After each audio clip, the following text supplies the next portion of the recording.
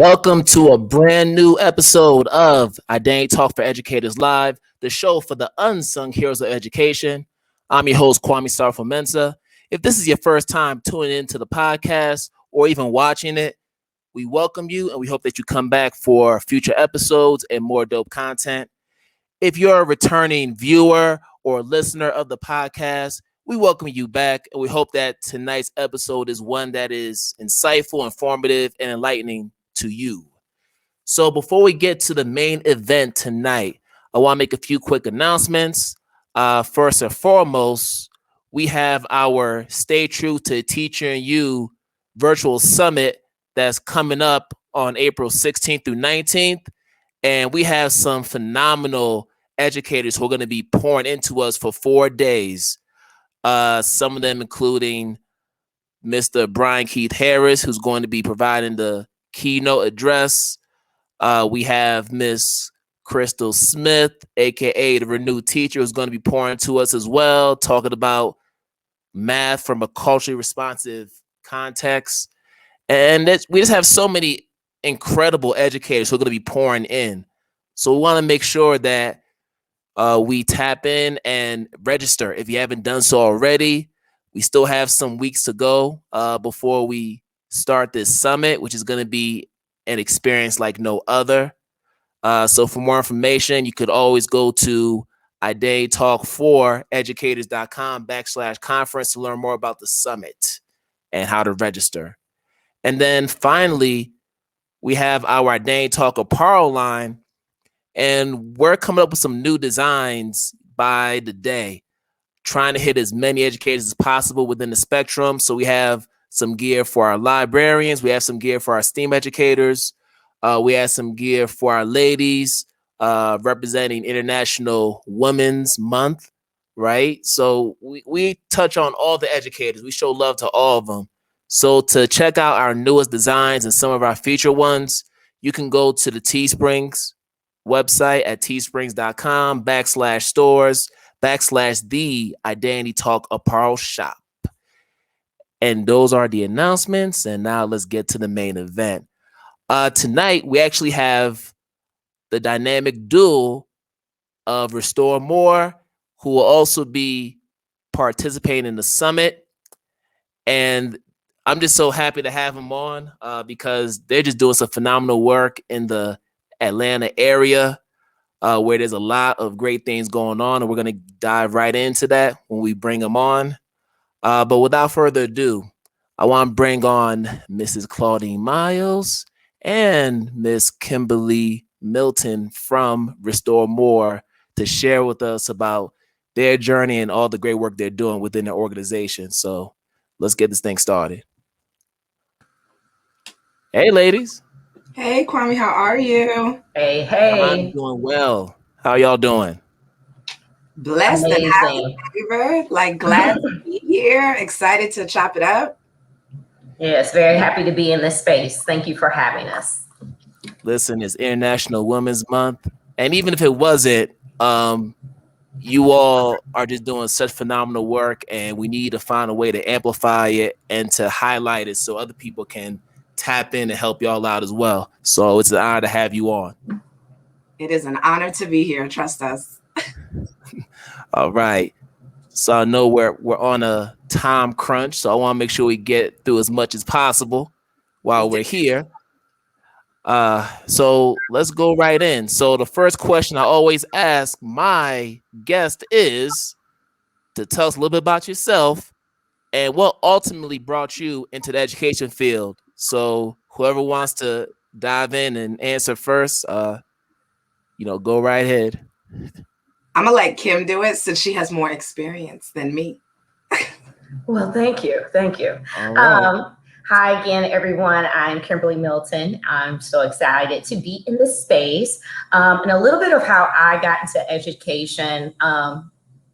It was a cold winter's day right before my senior year of undergrad, and I had to begin making decisions about what I'm going to do after graduating.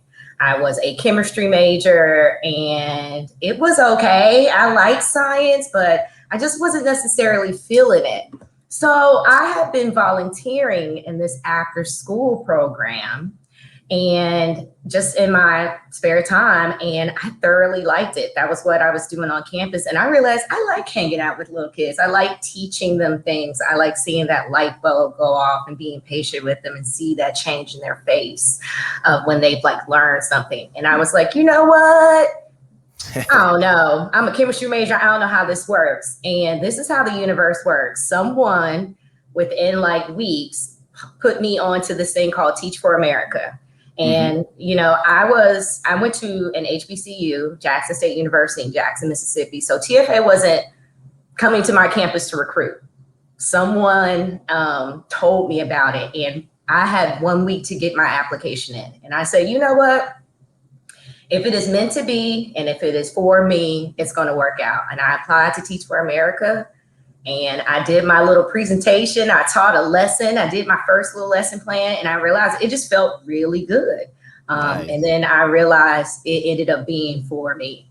So that's how I kind of stumbled into it, so to speak. That's the case for so many of us. We just tend to stumble into education some way, somehow. All right, Claudine, you're up. Talk to us about how you got into this thing. So funny enough, there's a lot of parallels in Kim's story to my own. So I too went to an amazing HBCU, the Hampton University. I won't say the real HU, but I will, just like that. And so TFA was similarly. Getting the Howard people mad. Don't get the Howard folks mad now. We got to start with a little bit of fun rivalry. Any of my friends that go to Howard know that I think it's a perfectly fine institution. I just think Hampton is better. So that's all. But with no malice and all love in my heart, I was in my junior year. And as a first generation college graduate and attendee, getting money was a very real conundrum that I needed to like think about, right? I didn't have a parent that could like slide me a little allowance. It was like, so what you gonna do now? You need money. Even though you're in school, you need funds to just books, you know, honestly, go out, hang out with your friends, fund the things that your parents are like, absolutely not. And so I was like, well, what's going to be my little job that I do? And while I was really good at waitressing, because I love talking to rocks and I could talk to anyone, I was like, I want to do something a little more meaningful. And the city of Hampton was looking and recruiting for substitute teachers. And I was like, oh, I think I can do this. You just have to have some college experience. You need to enjoy being around children. I was like, that feels like something I can do. And I started substituting while I was a junior in college, and I loved it. Like people would, you know, try to give you all the scares when you would walk into a new school, like, well, get ready. This class is about to be lit. They don't like subs. And I was like, yeah, that's not my experience. I loved them and they were great. And I had an awesome day. And so through that like 2-year journey of substituting, I was like, I really enjoy this. And funny enough, I was an English major. In my head, I swore I was going to work for somebody's newspaper or be on somebody's newscast because that's kind of where my heart was. But the recession hit and I noticed that people in that field were not getting jobs. And I was like, oh, no, we need a job. That's why we came to college. And so when Teach for America started coming to the campus in my senior year, I was like, well, let me see what they're talking about. And they were great initially, like taking us out to lunch, putting on a full court press, nice dinners. And I was like, well, this organization seems great. Now, remember, I'm super green. I'm like 22 years old. I don't know much about the field of education other than my experience as a student, my experience substituting. But I felt like it was a potential launching pad for me to start what I was really ignorant about, which was teaching. And so similarly to Kim, I applied. I ended up getting in. They had a pretty rigorous application process and experience at that time. You know, you had to interview through several rounds. You had to present a sample lesson. And so I was fortunate enough to be placed in like the Black Mecca, the Wakanda, which is Atlanta. And I got very, very lucky because I was placed into a school that was a charter. It was high performing. It was staffed with Black leadership from top to bottom. We reflected the kids that we served. And I don't think I've ever been more in love with a space than I was with KIPP WAYS Academy, which is where I got my start in education. So I started teaching 6th grade science, which was novel. Because like I said, I majored in English. And so I was like, oh, I got to study this stuff at night so I could teach my babies. But I think that Doing that made me a really strong teacher because I knew where they were going to make mistakes. I knew where they would struggle because I was like, me too. I struggled there. Here's how I got it. And so I used music and hip hop and making beats and songs and chants to like engage them in the content, and then was constantly putting images that looked like them in front of them to see like, here are all of our ancestors that have come before us that have done this work. You can do it too. So that's how I kind of got my start in education, 6th grade science teacher. Wow. So both of you went to HBCUs. I didn't have the luxury of going to HBCU, even though I'm proud to be a Temple Owl. But in another life, if I could choose, sorry, Claudine, I feel like it would have been a Howard Bison. I just feel it in my spirit. But I got love for the Hampton Pirates. I got a lot of friends who are from there. So you're in Virginia. Kim, you are in Mississippi. So, and then the two of you end up in Atlanta. So I want to know from you, as far as your TFA experience, because a lot of people I've talked to about TFA have shared mixed feelings about it. Some have had maybe more negative experiences, and then it sounds like the two of you had more positive experiences. So I'm interested in knowing, how did your pre-service training through the program help shape your journey as educators? I'll jump on that one first, if it's all right. I made you go last time first. I think number one, we have to put everything in context, right? So my TFA induction year was like 2008. Very different climate politically, just a very different world, to be very honest. It feels like literally a completely different world compared to where we are today. But I was fortunate. I was placed in a group where, again, the leadership looked like the staff. The people that joined TFA reflected the students that they were seeking to serve. And so I think I had a unique experience. Yeah, we talked lightly about race and equity, but those weren't like main pillars or values of Teach for America at the time. But because all of our presenters were Black, because all of our leaders were entrenched in communities of color, I feel like we didn't miss a beat. I also want to say that once we started like our in-service work and we started working at our schools did a phenomenal job of training us. And so I wonder if that's the experience of everyone else, right? We didn't like solely rely on TFA to teach us how to be phenomenal teachers.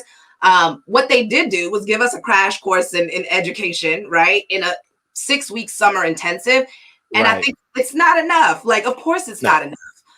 So to even suggest that it could have been, whether it's 2008 or 2021, is ridiculous. It's never enough. There's so much more that we can all learn, particularly if we're going into schools of color. But I think they did at that time enough to at least mentally prepare us. And then I got to shout out my school, the phenomenal leaders that I worked with, because they went above and beyond in preparing us to teach our babies and support our parents and really be in community with the people we were seeking to work with. Right. Wow. All right. How about you, Kim? What was your experience like with TFA? Very different than what she just said. No, and to Claudine's point, it was like timing. I am a 2002 core member. So I was back in Atlanta in the beginning when it was still young and budding and a lot of things were still trying to be figured out. But that sentiment of being close and family, and we're going to do this together, and then supporting us through our journey, that has always been there in my time, in my experience with TFA. Additionally, I wasn't placed in a charter school initially. I was placed in Price Middle School. And when I say it was an amazing experience, because I got indoctrinated with Atlanta like real quick. Like my kids really pushed me to grow in like my understanding of what it meant to be a kid growing up in the city. So I love my experience there. I love my time there, but I recognize too that Atlanta had a wider landscape of education and like different avenues and different like experiences. And then I branched out, and eventually Claudine and I crossed paths at said school. It's funny because I was the original 6th grade earth science teacher at our school, and then Claudine then took on the role. So Claudine is right. Once we got into, or once we were also in that experience within that microcosm of KIPP Ways, it really was a culture that nurtured us to grow as educators. And I think that intentionality of making sure that we as educators had the skills that we needed and were constantly teaching us and constantly getting feedback and giving feedback, I think was key to our ascension through the process. And it made our journey so much of an experience where we not only became skilled teachers, but we also became then individuals who wanted to advocate for things and push kids to advocate for things, and then not sit in silence, because we're in Atlanta, we're in the mecca of a lot of things. You can't sit here and have all this energy around you of change and not want to do something about it or teach, future revolutionaries. So yay. I hear that. But shout out to Atlanta. I think so many of the dope educators I've met are residing in the Atlanta area. I don't know what it is about Atlanta, but there's something magical about it. And I'm so mad I didn't get a chance to go last year, because I was supposed to go to a conference and present at the, I think it was the Innovative School Summit, and then they had to cancel it because of COVID. I'm so upset about it. Because I was like, yeah, I'm going to go check out the Outcast mural. I'm going to go ahead to this landmark, that landmark. But it's going to happen before I leave this earth for sure.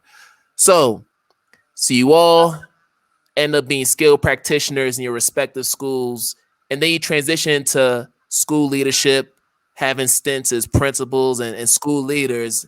And then you decide, all right, we want to start Restore More. We want to start this new venture and this enterprise. So I want to know from you all, what inspired you to start Restore More? And if you could just share with us the overarching mission of the organization, as well as the different services you provide to the audience, that'd be awesome. Absolutely. So the year was 2018.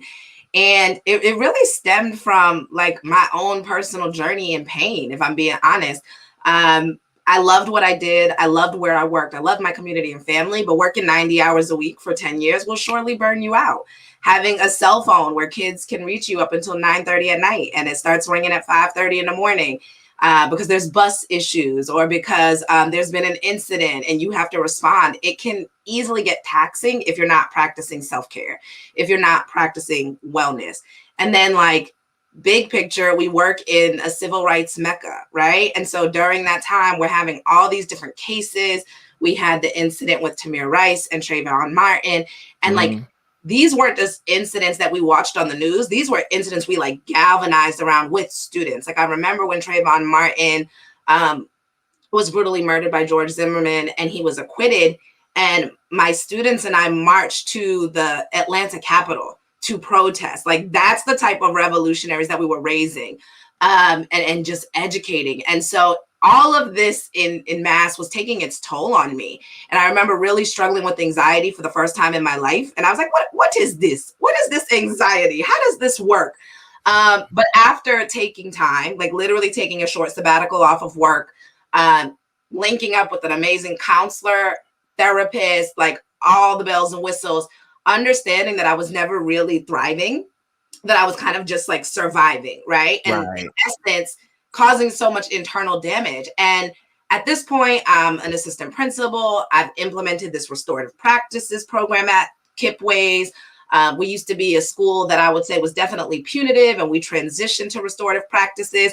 And the work was going well, but I wasn't getting the same level of fulfillment from it. And I knew that at the end of the day, this amazing school with Black babies and Black staff and an amazing Black supportive parent community was going to continue to thrive, because all of the systems were in place for that to continue. But I knew that I was reaching the end of my path at that space. And so I started really ideating on, man, our kids are really socially and emotionally well. They know who they are. They can speak to their greatness. They know how to, galvanize around a cause. But what does that look like for students beyond this school? What does that look like for students beyond this state? I think about my own school experience, and it was very much steeped in white supremacy. And so we started Restore More in 2018 with the goal of bringing, what we did at KIPP WAYS, what we built, the culture that we loved, to schools more broadly across the country. And so our mission is to build capacity with restorative practices, anti-racism, and social emotional learning. And we do that through intensive workshops that are literally focused on those 3 topics. So if your teachers and leaders aren't well, we've got services to support you, like actual teacher wellness training that focuses on how do I get socially and emotionally well? How do I create a self-care plan to take care of myself? How do I assess my triggers? How do I understand how my own biases can get in the way of me educating Black and brown students? And then additionally, services on anti-racism and restorative practices. So our goal is to get people to understand, like, these things go in tandem, right? You can't be restorative, but then be socially and emotionally unwell. It doesn't work together. And you can't be restorative and be okay with racism. And so I remember going to Kim, not having a fully fleshed out vision, not having no business plan, but I was like, Kim, who was my best friend at the time, godmother of my child, amazing colleague. We were both in leadership together. And I said, I got this idea. Now, mind you, I've announced to the staff that I'm leaving. I'm on my way out the door. This is like April of 2018. And I'm like, will you do this with me? And they always say in business, you need like your first fan. And Kim, like, unwaveringly supported me with no business plan, mind you. She was like, okay, I can see this. I can see this thing working. And from there, we just slowly started meeting. Like, I think at that point, it was like maybe once a week to hash this out. And we met at a Black-owned coffee shop intentionally because we wanted to be like very intentional in all of our steps. And so it's crazy to look back on that journey, almost coming up on a 3-year anniversary, to be like, wow, we're now in 25 states with our curriculum. We're training educators all over the world. We've passed policy that's impacted 53,000 kids. It really blows my mind, and it's so humbling to think we all have ideas of greatness embedded in us, but we hesitate out of fear. We hesitate out of what other people tell us we can't do. Like, I kid you not, when I left my job, people were laughing. They were like, oh, she'll be back. Oh, that's not going to work out. And now I sit back and I have the last laugh as we continue to grow, because as Kim said, what is meant for you is meant for you. And bringing the spiritual in, I very much believe that we all have a gift. It's our job to unearth it, but we cannot go to our grave being stingy with our gift. It's our responsibility to share it. And I have a gift of healing people. That's why I always had great relationships with kids. That's why strangers would always come up to me and tell me their life story and look for a word. And I'm like, what is happening? At 7 years old, I'd be like, Mom, that man's getting a divorce and he said that. She's like, why are they telling you that? I don't know. But I have fully stepped into in this season, like, this is my gift. This is what I'm on this earth to do. And Restore More is going to be the vehicle in which I can do it. And Kim has just been amazing throughout this journey, because everything that people see in an outward facing way, that's all her. Like, from our logo that she self-designed, to our branding, to our aesthetics, to, just all the things that go into a business, it comes from the genius of her brain, which is her gift. So I'm gonna let her share her insight as well, from the other point of view of when a crazy lady comes to you and says, let's start something that doesn't exist. All right, Kim, floor is yours. Share your story. Sorry, you see my little friend over here. So this crazy lady came to me, and yes, no, she is my best friend. So I very much was like, okay, this sounds fun. Okay, consulting, like, okay, cool. And it's because at that point we had collectively been in education, been in that space for like almost 30 years. Like, you heard Claudine say she started in 2008. I was 2002. We have been knee deep within this system. And so when she came to me with this dream, I was like, okay, I don't know what to do, how to do it, but I'll step in and I'll do what I can try to do. And slowly, as Claudine said, she stepped out on faith and she was in it full time. Now, I'm gonna be very honest. I was still part-time and still, trying to hold down the job. I'm that narrative of the individual who didn't know they wanted to be in entrepreneurship, but came into entrepreneurship having a full-time job, as well as trying to set up, the side hustle, the dream, so to speak. And it wasn't until actually the pandemic happened that a lot of things within our organization changed. I have been helping and assisting, as Claudine said, as the aesthetics, the brand, what you see on the outside, like our colors, how we show up. But when the pandemic hit, it changed how we could do things.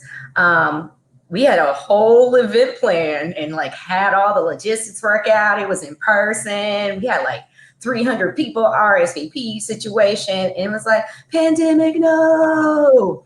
But what is meant for you is meant for you. And it ended up being a blessing in disguise. And that Claudine and I got to rewrite our business together from within our space. And because our space and our thinking was changing and starting to be different, I then was able to be more invested in this dream that we were building together.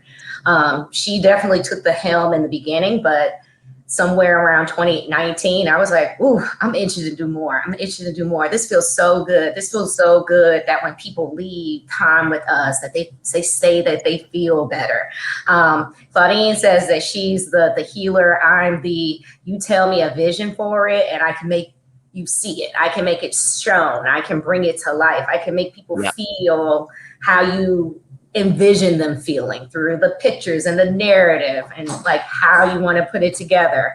And so with our gifts combined, like Voltron, it had to be time for me to be you know what, I got to do this. And I came to her in July and I was like, so Claudine, I'm going to come in full time in Christmas.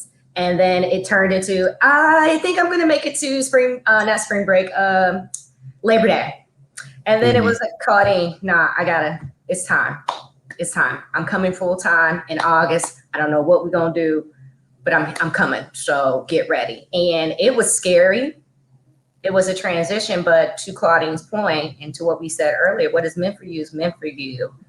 And since we've stepped out on that, it's been nothing but thriving. Things have been coming to us that we could have never dreamed of.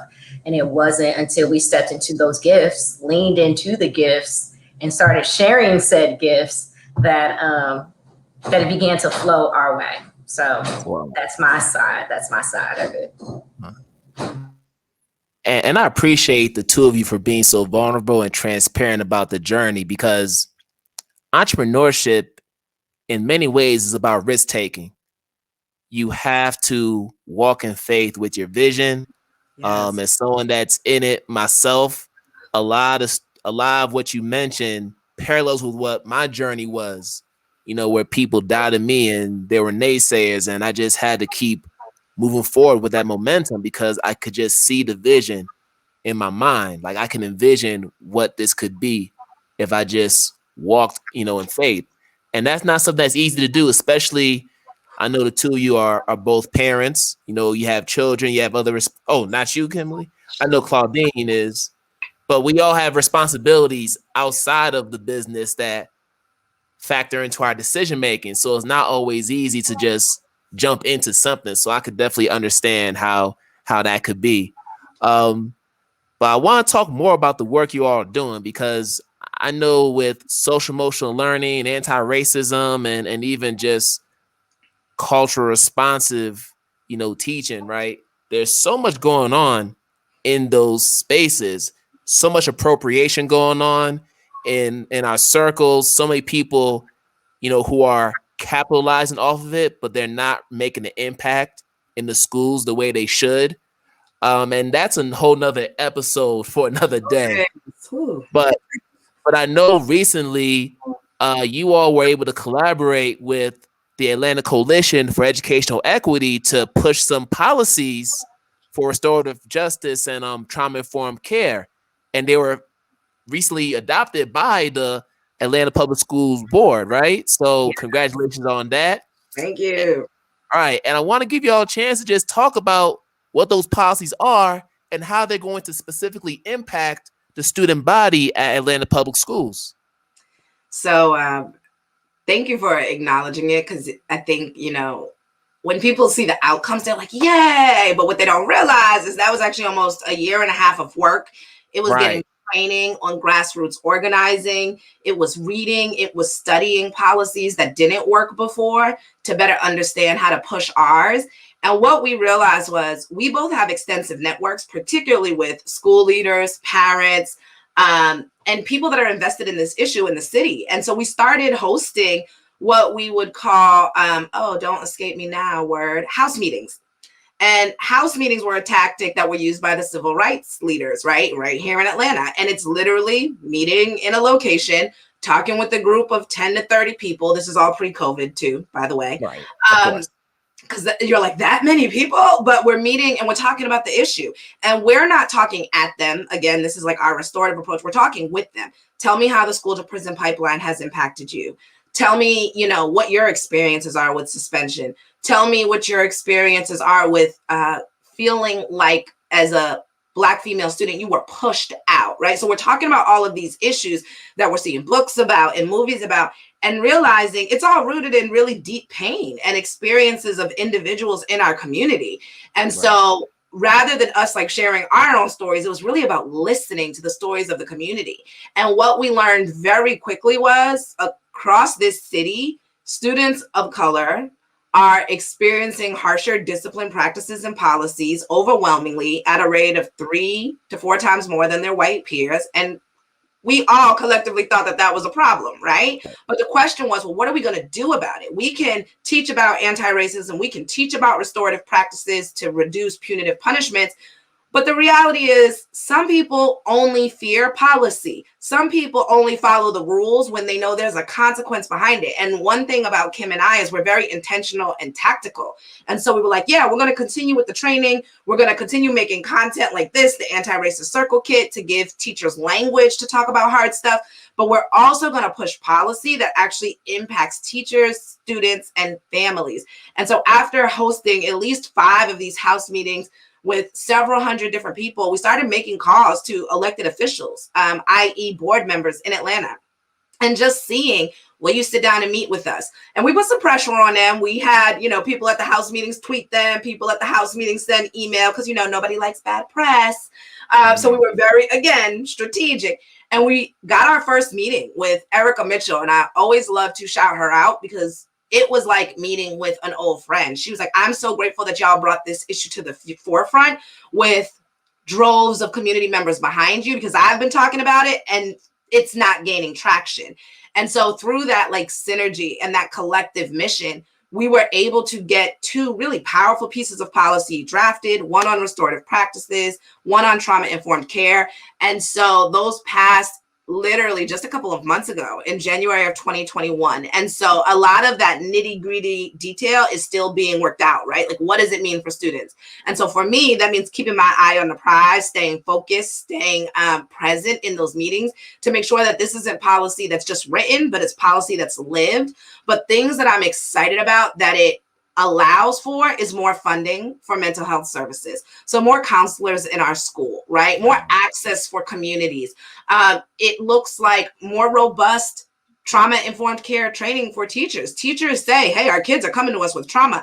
I don't know how to deal with this because most pre-service programs don't train in this. And I think that's a gap that we forget to talk about. Like in many teacher college prep programs, they're not talking about anti-racism. They're not even talking about race.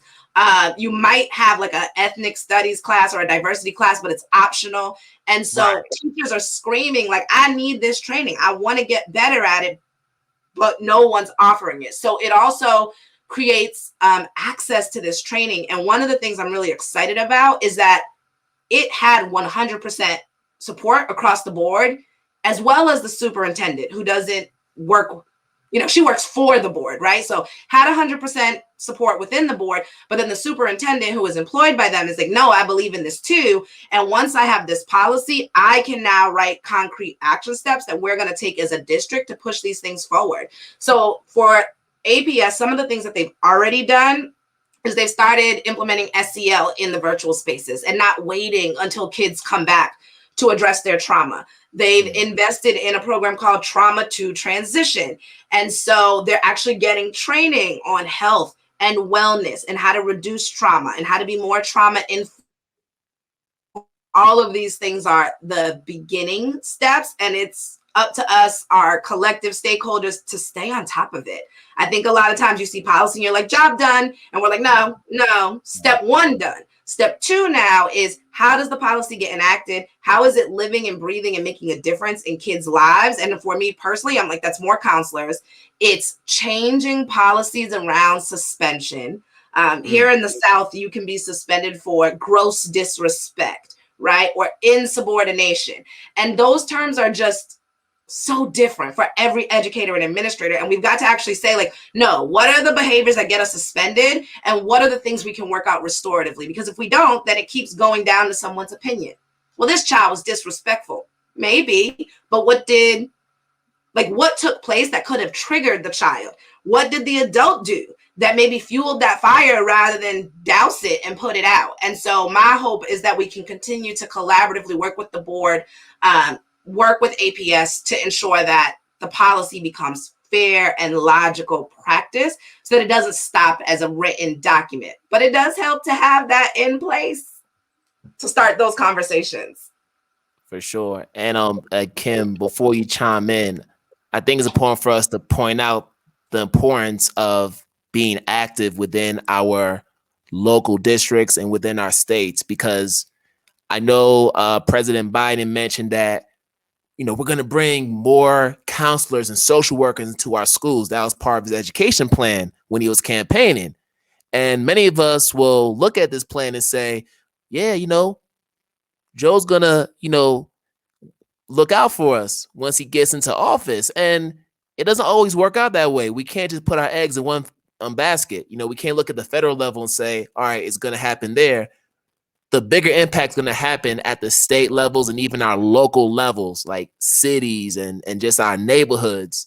So the fact that you're able to galvanize community members, that's huge, because that's what we need to do. And the reality is, as consultants, we can do workshops with different districts and we can get 500, thousands of people watching our workshops virtually. But in the end, it's the intrinsically motivated educators who are going to tap in first without needing any incentive, whether it's money or what have you, to do this work. Right. But when you legislate these policies, now it impacts everybody. Now everybody has to be responsible for doing it.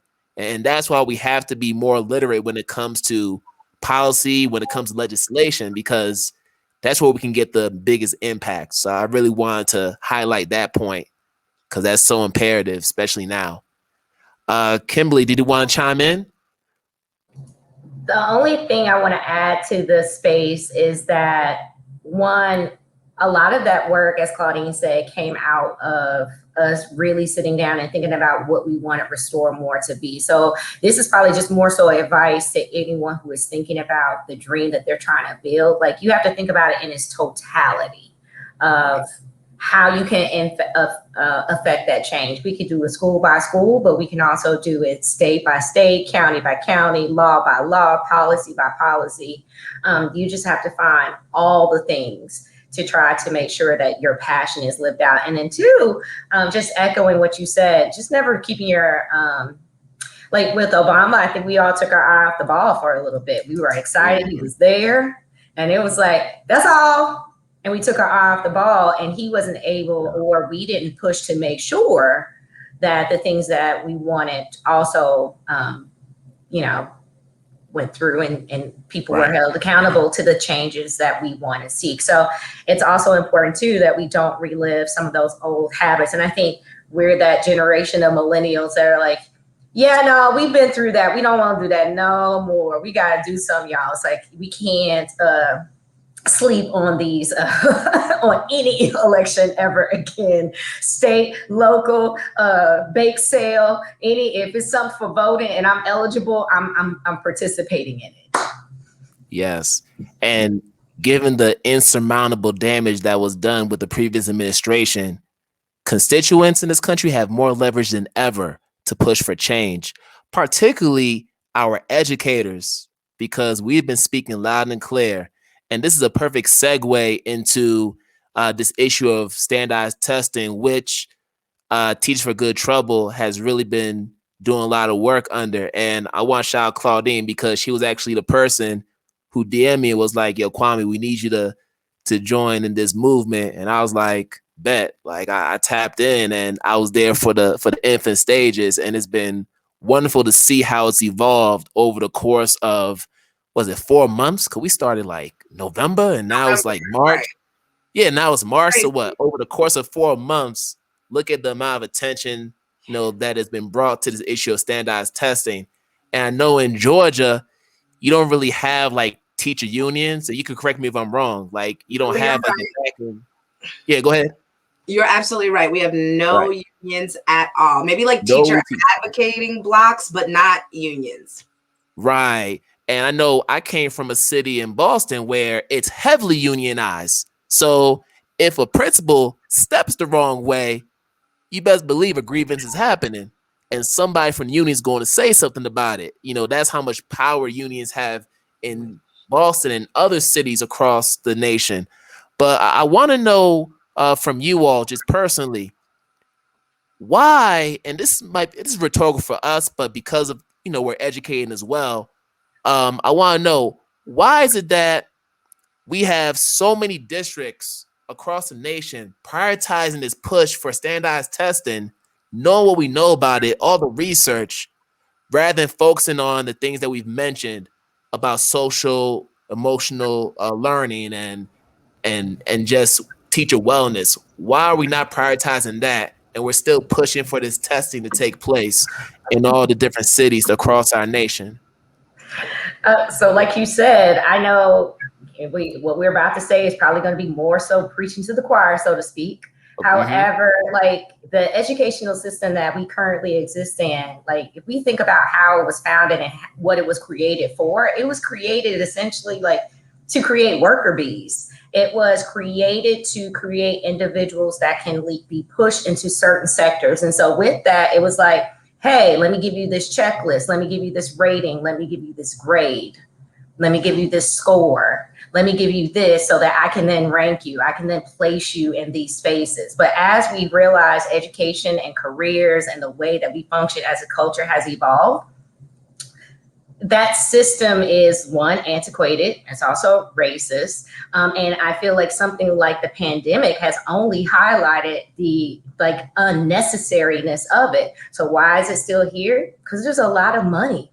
There's a lot of money associated with making it happen. And you're like, oh no, it's public education. It's like these standardized test companies make billions of dollars through preparation, through text, through literature, through the testing processes. You know how many times I had to take the ACT and they didn't care about where I came from. I'm sitting here trying to get vouchers for my application fee, but I know I gotta get this score so then I can get into this school, so then I can get into this job. Because we're also millennials who grew up in you got to work twice as hard. You got to do this is this. And you got to do this is this. So it's only perpetuating that I got to get this score. It doesn't matter. I got to get the score at all costs, because that is where the money resides. Man, I got so much to say about that, but I'm going to let Claudine go in because I know she want to go in. I see you. My sis just dropped the mic, though. Like, that is where the money is. It's like anytime you see a major issue, people will say, well, look at the money. And I just think people forget it's $1 billion industry. So anytime you try to stop $1 billion industry, what happens? They hire people to lobby. They hire people to do things that many of us don't know how to do, and get representatives and different political leaders on their side with their dollars. And therefore, the community is left feeling the impacts. And I think what's most challenging is so many parents and educators right now are like, a test is the last thing on my mind. My son, who's about to be 6 at the end of this month, has been in the house for a year. Literally, March 13th was our COVID-versary yesterday, right? Wow. Literally been virtually doing school for a year. Do you think I care about a test right now? I want to make sure that he's socially and emotionally well. I want him to get back to physical school safely. I want him to be able to play with other kids. I think about his stunted development socially. That's where my focus is. Academically, as his parent, we're good. Like, I'm a former educator. My husband's an educator. We've made sure we've done the reading and the arithmetic and all the things at home. That a test is the least of my worries. And it makes me frustrated because I see so many teachers literally being pushed back to work now, right in springtime, right around testing season. And they're doing mock testing, and they're prepping by making testing schedules, and they're trying to figure out how do we accommodate testing in a COVID world where no one can share calculators, no one can share computers. And I think it's absolutely ridiculous. What we should be focusing on is the social emotional wellness of our students, who literally have been seen, like in research after report that they are not thriving. They're barely surviving. The number of teen suicides have gone up. The number of mental health challenges have gone up in youth. And it makes sense. They're isolated. Like, think about being a kid and how school, for many of us, even if we didn't thrive academically in school, it was that social outlet. It was getting away from mom and dad. It was having our own identities. It was meeting new people. And what happens when that is taken away? Or when you're forced to do that in a way that doesn't feel normal, right? Like, we can't recess in the same way we used to recess. We can't sit next to each other. We can't share a snack. We can't share supplies. Like, everything is fundamentally different. So this notion of like business as usual is incredibly disheartening, because it's going to ultimately like continue to damage and harm our students. And so here in Georgia, what's interesting is that our state Superintendent Woods, has actually been on the teacher's side. He's like, these tests are fruitless right now. I think they should be abandoned. And when he applied for a waiver through the federal government, it was denied. So then he tried to take the power that he had and said, okay, if y'all gonna make us take it, I got a trick. I'm gonna make it worth 0.01%. So like literally nothing, right?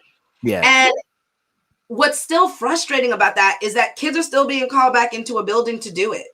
Kids are still having to bear the brunt of adults making bad decisions. And I've always told myself when I was in the schoolhouse, if the space that I am working in isn't making decisions that are best for kids, and I don't want to be a part of it. And so the decisions right now, largely across this country, aren't being made for kids. They're being made for testing organizations. They're being made for lobbyists. They're being made for politicians that have no idea what it is to teach in a classroom. And I'm not for it. And so when I was tapped and someone was like, hey, you need to get into this Teachers for Good Trouble movement, I was like, well, what we talk about? And they were like, cancel the test. And I was like, oh, I'm for it. And that doesn't mean that I think testing has no place. I think everything has a time and a place. But I notice in this country, we are so hard pressed to do what we've always done. But sometimes what we've always done isn't working anymore. And we fail to innovate for the best outcomes of our students. We see students coming to America to get educated from all across this globe, and they are outpacing our students. And you know why? Because they've innovated their educational model. They've changed things. Wow. In some countries, they don't even focus on learning until like 6 years old. It's all about interpersonal skills and social emotional wellness. And here we are still trying to do rote memorization and basic levels of knowledge. Like when you think about that taxonomy of learning, we're focused on like recall and memorization instead of getting them to critique and analyze. And I'm like, it's because we still teaching to a test.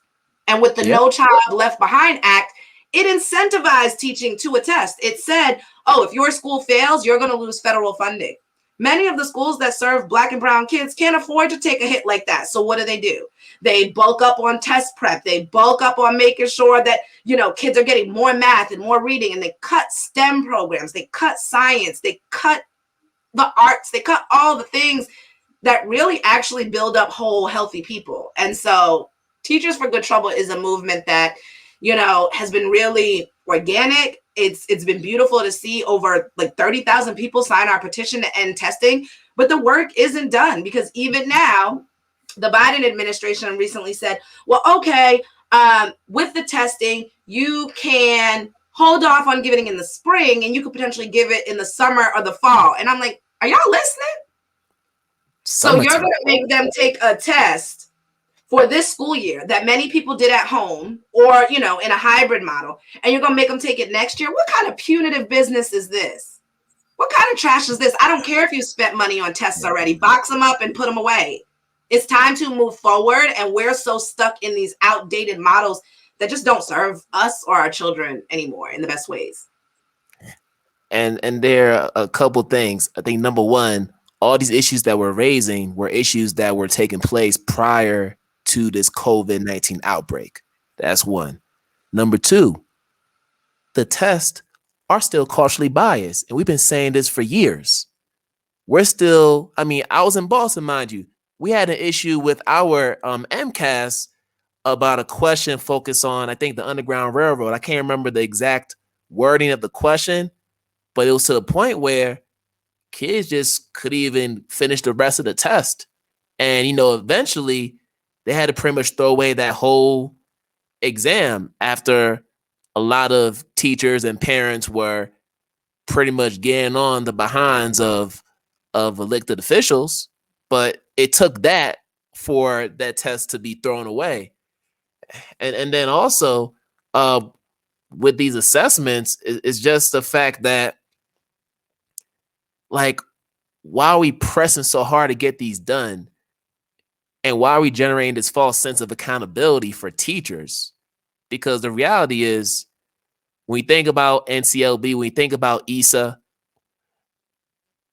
in the end, the tests don't truly measure, one, how brilliant and how bright a child is. It doesn't account for the multiple intelligences of a child, especially when we think about our babies of color. We just learn differently. We just different. We build different. And the tests don't affirm that. And they never have, but yet we still administer these same tests. And that's the very definition of insanity. Oh, talk about it. Doing that same thing over and over again, expecting a different result.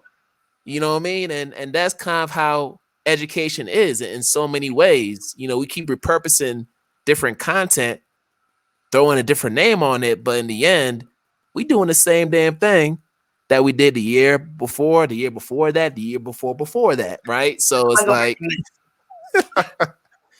man, but frustrating. Yeah, it's frustrating, but this is why we have to keep on doing the work. So I have one more question before we get to the lightning round. So with Teach for Good Trouble, I know the summit just happened a few weeks ago and it was phenomenal. Much love to our brother, Mr. Alfred Shivy Brooks, who is running for city council. So make sure you back up our brother. Donate to the campaign because, ATL's not ready for Shivy. They not ready. But we need to do this as educators. We need to run for political office because when we talk about legislation, the best people to advocate for that change are the people who are in the trenches every day doing this work and have that context, and that's us. So if more of us get into public office, I mean, we could definitely make a difference. I mean, look at what Congresswoman Johanna Hayes is doing, former Teacher of the Year. Shivy, so many people. But let's talk about Teach for Good Trouble. What is the future of the organization, and what future projects are going to be taking place for the rest of this year and beyond? Whatever you're able to share. So I will briefly speak to it. I don't want to speak on behalf of the whole organization, but we're not letting up. Like, we're keeping our foot on the gas. Why? Because testing is still being mandated, right? Across this country, whether it be in the spring, the summer, or the fall, it's still not the correct response. And so we're currently in the process of coming up with a new petition to adjust the target, right? 4 months ago, we literally had a different Secretary of Education, which was Betsy, right? But now we've got some new leaders in the seats. And so we've got to reach out to them, build inroads, and let them know, like, this isn't an individual. This is a coalition. This is a movement. It is over 500 educators strong throughout this country who firmly believe this is not the next right step. So most immediately, it's still trying to cancel this trash testing system for the COVID school year. Like, it's absolutely ridiculous. So that is our most immediate focus.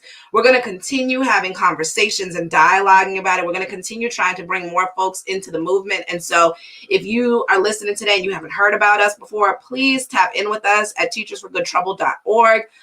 It's also, on our plate to support and uplift our brother, the founder of this organization, Alfred Chivy Brooks. You can support his latest campaign launch at brooksforatl.com. I am so humbled and honored to be a part of his campaign, be working behind the scenes and supporting him, because I really believe we are the change. We're not waiting for anyone else. It's us. It was the same ideology that guided us through the policy that we pushed at Restore More. Like, we, the community, are the change we've been waiting for. And this idea of placing all of our faiths in said elected officials who are not of our community, who are oftentimes pandering to our community until they get said seat and then forget about us. When we are able to find people within our community who support the issues that we care about and then lift them up into seats of power, that's when we're going to see amazing change. I think about, AOC and Cori Bush and Stacey Abrams and like all of these phenomenal women, and even Gary Chambers, who's running in Louisiana, I believe.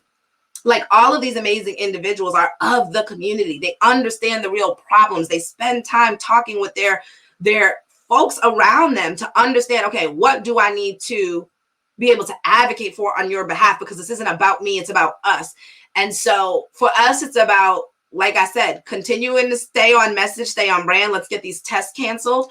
Additionally, we want to ensure that, students have access to high-speed internet. One of the things that you said, which is just so poignant, is testing hasn't become a problem simply in this year of COVID. It was problematic before that, right? It's biased. Some dare even say racist. I know if there's a question on there about a saucer, some kids aren't going to have the cultural relevancy to understand what that is just because it's not a commonly used item in their household. That doesn't deem them less intelligent than someone who knows what it is. And so how do we get assessments or even, forms of assessments that really showcase the beauty of our students? And so it's thinking about, what does the future of testing look like? What does portfolios look like? What does project-based learning look like?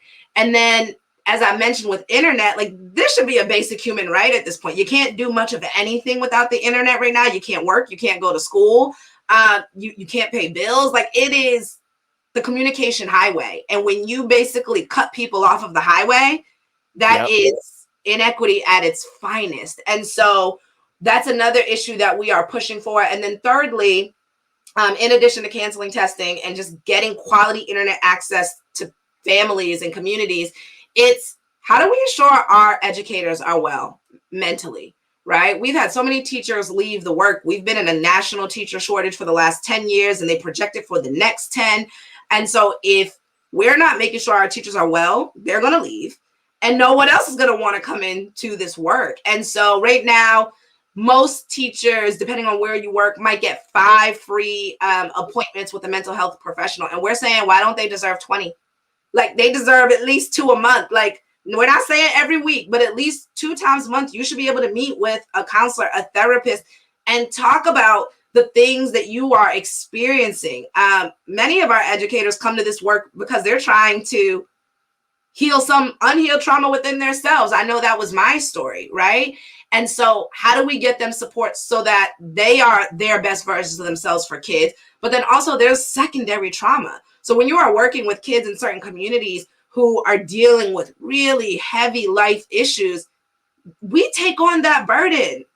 We literally carry it on our backs. And so we believe that teachers deserve access to quality mental health care, and they shouldn't have to pay for it. Like, when you look at some of these Fortune 500 companies, they have access to all of these things. But we say the kids are the future, but then we don't invest in the future. We don't invest into the kids or the teachers who are rearing our next generation of brilliant minds. But then we're quick to fault the kids or say, oh, these youth today, or these people today, these educators today. Well, let's make actual investments. Let's put our money where our mouth is and support the people that are doing some of the hardest work in the world. And I'll just quickly add that we need to have a bank of mental health days, not just for students, but for teachers. I know, just in my experience, there have been times where I had to use up, my personal days in order to go to a doctor's appointment because I used up all my sick days, right? Even when I went on paternity leave, with my son, even though I got FMLA, I was using up my own time in order to stay at home for 3 months in order to not only witness the birth of my son, but also to stay with him for those 12 weeks. So it wasn't the case where they gave me extra days. I used up my own days to the point where when I got back, I had no days left. I couldn't take days off. Like if I took a day off, that was a dock in my pay.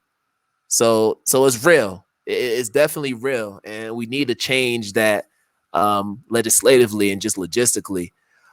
But I want to go into the lightning round and switch gears here because we've been talking some real heavy stuff, but we want to get to know about the ladies of Restore More. What's going on outside this education space? So first question I want to ask is, what are you doing for self-care? What is your favorite self-care activity? And I'll go ahead and let Kim go first. For me, it is taking a walk. Nice. Outside in nature. There you go. Get that oxygen in there. And for me, it is meditating. That mindfulness practice has really changed my life and allowed me to just like slow down. So that's been huge. Awesome. And because we have, 2 guests tonight, I had to remix the question a little bit. Usually I say give 3 figures, but in honor of International Women's Month, I want you all to share 4 women who you would invite to dinner, dead or alive, and who would they be? And each of you can just share 2 people so we can get our 4. Gotcha. I got Tiffany Haddish, for real, and Shirley Chisholm. Yeah. Oh, dope. I would say Harriet Tubman. I got to figure out how you freed these people and how you had the energy to sustain that. And then Zora Neale Hurston, who is just one of my favorite writers. So yeah, would love to pick those brains and just learn. Oh, that's going to be an incredible table. Got comedy, you have poetry. Okay. You have abolitionists at the table. That's going to be a fruitful conversation for sure.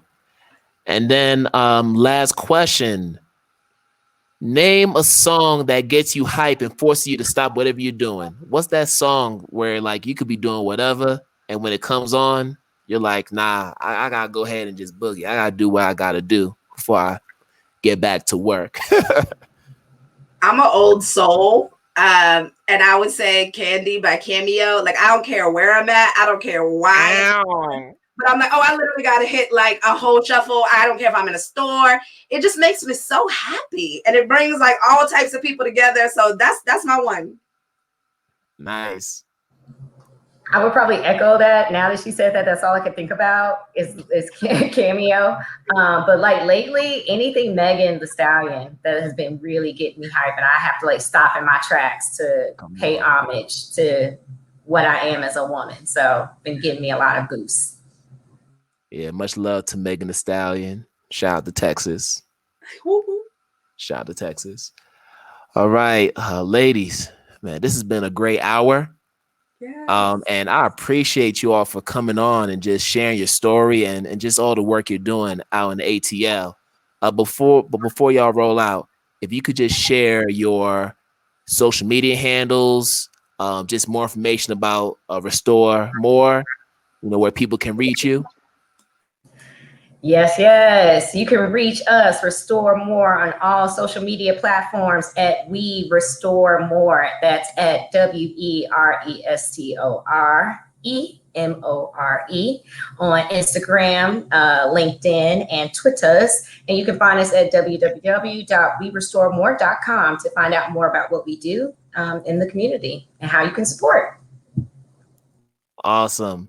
And also, you can check Claudine and Kim out at the Stay True to Teaching You Virtual Summit. They're going to be doing an incredible session on critical self-care for teachers. I've been able to take a sneak peek, and I'm just excited to see how people are going to react to it. It's going to be a phenomenal session, and y'all got to tap in. That's all I got to say. Y'all got to tap into this. But ladies, thank you so much again, and much love to you.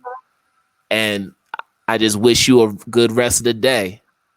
We appreciate you and all that you are doing to just share phenomenal educators from all over the place with others. I think this is exactly what is needed right now. More community, more collaboration. So we're honored to be a part. And in this work, we have got to be well first before taking care of anyone else. So we're excited to talk about this topic and just eager to get to know more of this amazing community. So thank you so much for having us. Yes, thank you so much for creating this space. It is truly needed. It is a place where it can help others to thrive. And I liked that we can find others in our community. So it was great. Thank you. All right. And thank you all again, and wishing you, your families, a great rest of the day. And we're going to keep on disrupting and dismantling, but we're going to do it by prioritizing self-care first and foremost. All right. Thank you all. Thank you. Thank you. All right. All right, good people.